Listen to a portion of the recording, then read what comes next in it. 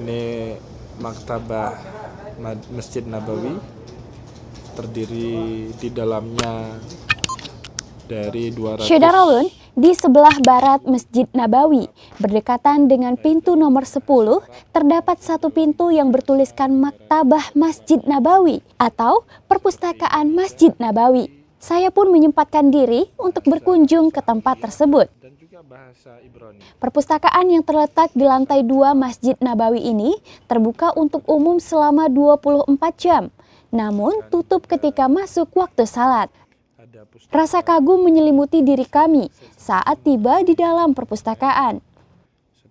Selain fasilitas yang cukup lengkap, perpustakaan ini juga memiliki 250.000 koleksi judul buku dan kitab dari berbagai bahasa, termasuk bahasa Indonesia. Perpustakaan ini juga didukung dengan perpustakaan digital dengan akses internet yang cepat yang semakin menguatkan kesan perpustakaan modern. Namun sayangnya, dari sekian banyak pengunjung, sangat jarang terlihat pengunjung yang berasal dari Indonesia. Pengunjung dari negara-negara Arab, Turkiye, dan Afrika mendominasi daftar pengunjung di perpustakaan ini. Sangat ironis memang, Indonesia sebagai bangsa besar, tetapi dengan minat membaca yang sangat rendah.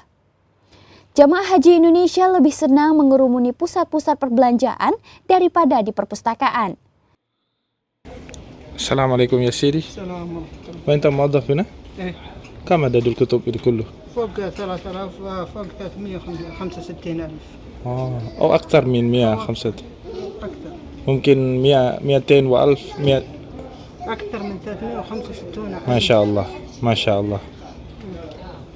وهذا أكبر شيء يعني في المدينة المنورة؟ في المكتبة أكبر من دي؟ ما شاء هي الله. أمريكا عبد العزيز بس ما أتوقع منها. إيش اسمك؟